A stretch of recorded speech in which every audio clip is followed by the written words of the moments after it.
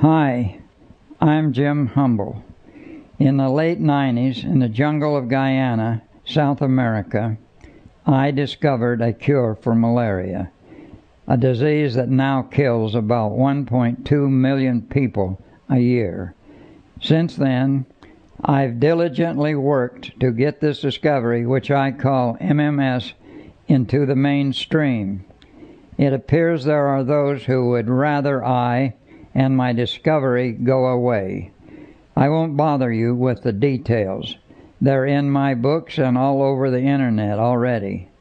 In late 2012, Leo Kohoff, one of my associates, along with the Uganda Red Cross, the International Red Cross, and the Water Reference Center, came together to perform a test to once and for all determine if MMS really works, something I and others have proven many times over. 154 malaria victims were treated and easily cured, to the surprise of the Red Cross staff. Then, to our surprise, the Red Cross dragged their feet for months, refusing to announce the results. Finally, when we pushed the issue, they came out with a public statement saying they strongly dissociate themselves from the claim of a miracle solution to defeat malaria. Furthermore, they claim they were never involved in any clinical trials. There were 3 different people from around the world who documented the test by video, not including the actual medical documents the Red Cross generated.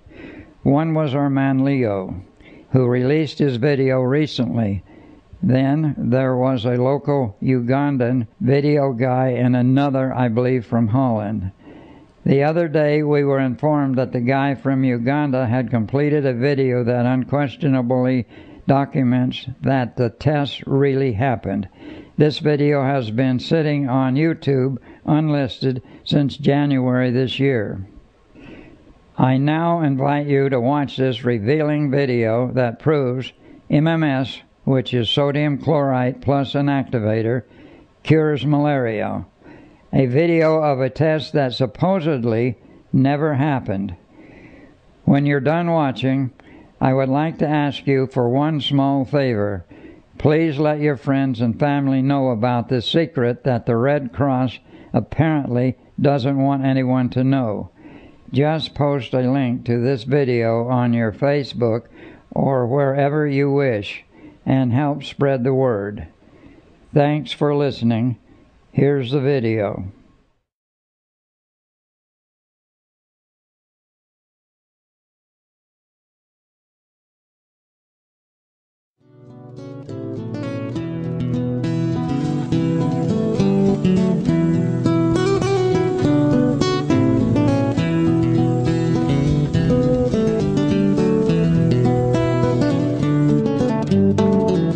Water is a universal fundamental right.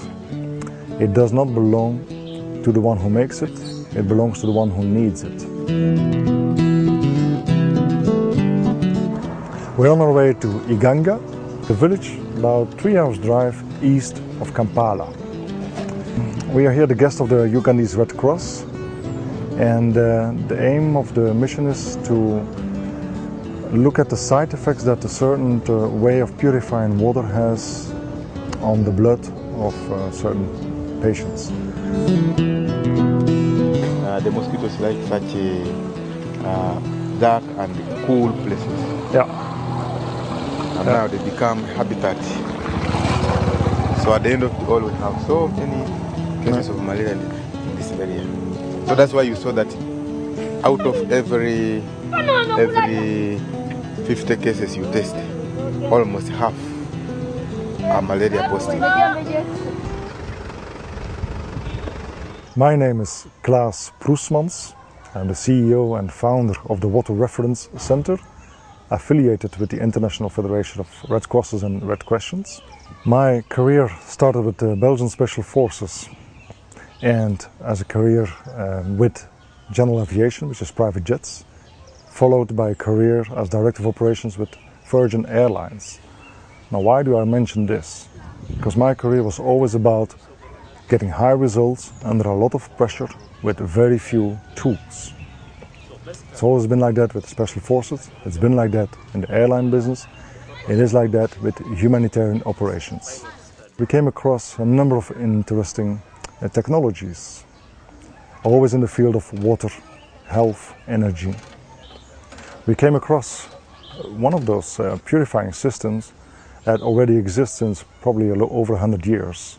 And it's a purifying system based upon sodium chloride. And the first records of use of this sodium chloride was actually in Flanders, like maybe 20 kilometers from my hometown in Ostend, where we have a spa. And in that spa, before the First World War, 1914, 1918, they were able to help people with skin diseases, small infections, always with the use of sodium chloride. It has been said and written that the use of sodium chloride cleans the body within 1 hour to 4 hours of the malaria parasite. And that was too good to be true not to go further into an investigation. Through our network, since we are affiliated with the International Red Cross, we contacted a number of national societies where malaria is present. One of them was Uganda. We contacted the National Society Secretary General. We explained what the intentions were, and we came over here just to look at the field, what different steps one need to make in order to do this kind of test, a pilot case. We visited the National Drug Agency, the Ministry of Health, all the people that have something to do with public health and the purifying of water. We identified a village. Actually, it is the National Society who identified a village. We had nothing to do with it. They chose Iganga. It has been chosen by the Red Cross National Society for two reasons. One, because the national authorities use sodium chloride as a way to purify water, which is exactly the same way as our water reference center purifies water. Second reason is because they do have ongoing water and sanitation programs in that area, which is very convenient to the water reference center. Because what we actually want to do in this month of December is look at the effect that sodium chloride has on the human body after being offered a glass of water. We started with mobilizing the local population. We had the use or the cooperation of the National Society. Lots of volunteers went on their bikes, bicycles, cars, motorbikes, whatever you have, all around the streets. The first day of operation, we gathered about 163 patients from all the villages around, and we identified only 5 malaria positive people. Oh, she comes from far away? Yeah, he comes from far away. We do a little blood test, just a little boop, prick, and then we do a quick strip malaria test.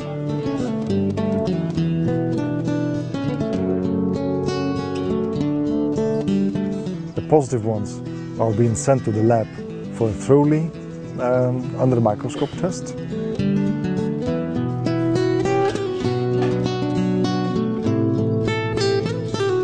And those ones are being offered 1 glass of purified water the same way as the national authorities make it, and then we ask them to come back the next day for double check.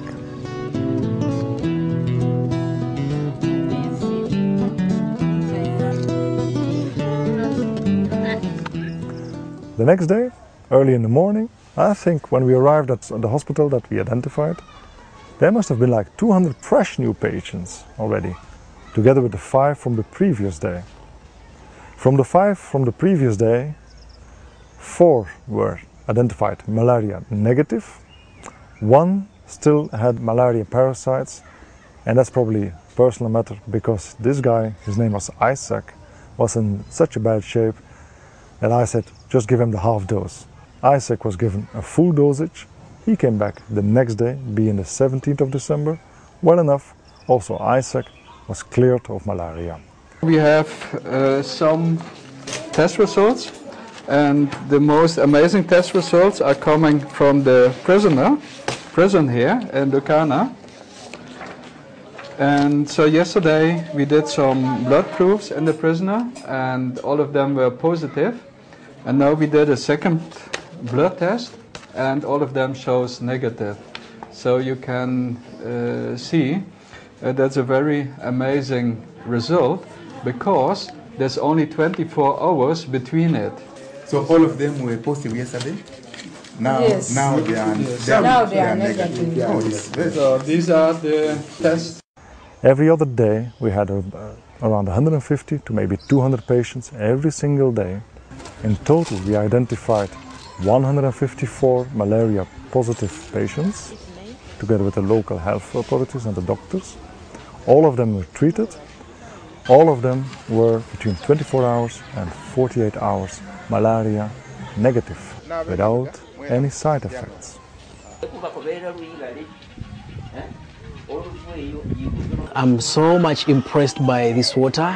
It's so unbelievable. From a layman's view, you may think it's impossible, but it's very possible. I've seen people healed, looked at their results from yesterday and seeing the results of today after taking the water. It's super impressive. Those ones who are positive and they are on treatment, they are getting better. If we continued with this exercise, helping the needy in this way, we shall decrease malaria.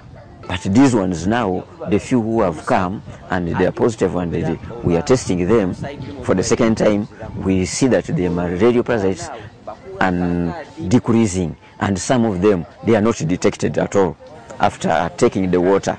So if we went ahead with this program, I think it would help our district. Very many people were found with malaria, but after giving them the treatment, all of them, they have no parasite of malaria. With the water part of it as treatment, it is okay, because it does not need so highly trained personnel. Someone who can be just briefed within a few minutes can try to measure the chemical. I'm excited because of the instant results that are happening among all the people that we have so far tested. It is incredibly unbelievable to see that somebody tested of malaria positive yesterday turns up to be negative today and feels quite extremely better and more happy and healthier. So to me, this is a very good partnership, and I feel that if there is opportunity to increase this to these communities, it will be so much of great impact and beneficial towards the health of these people. She's not eating well. She says the kid is feeling very well, but only he has lost some appetite. He's not eating well. We closed the operation well enough. We will go back in January because we need to secure contingency. But we closed the operation to report back to the Secretary General here in Ugandese Red Cross Society, and to report back to the Water Reference Center about the results of this field test. Now, all in all, 100% cured people, less than 5 days, all within 24 hours to 48 hours. That asks for further investigation.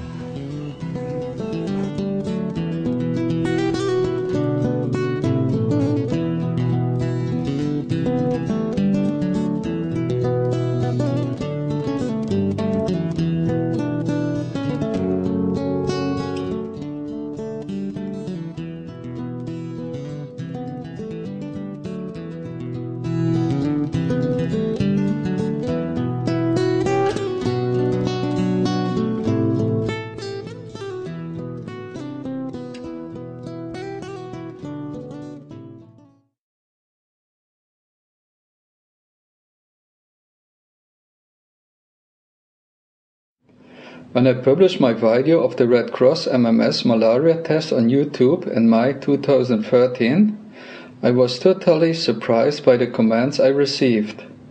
The doubters suggest the video was fake and wanted more detailed information.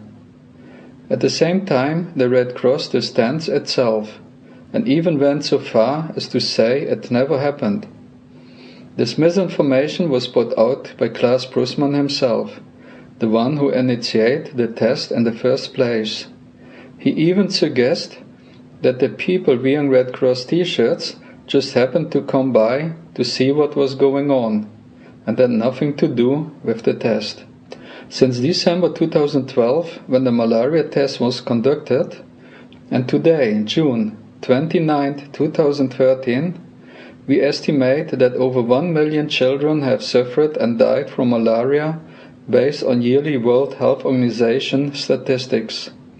That's about 1 child dying every minute. It is clear from the statements by the Red Cross staff in the video. They are very happy to have found something that works so well against malaria, so they can reduce the suffering in the area. Today the Red Cross has done nothing with the results, except of course to hide it through and tell lies. This is equivalent to genocide. I, as the one who showed the Red Cross staff how to use MMS, cannot allow this to quietly continue. I need to remind the Red Cross and all other humanitarian agencies of their responsibilities. It is one thing to have fear of losing one's job, but when we contrast that to the millions of lives lost each year to malaria, it is time they stopped being cowardly and step into the light of truth.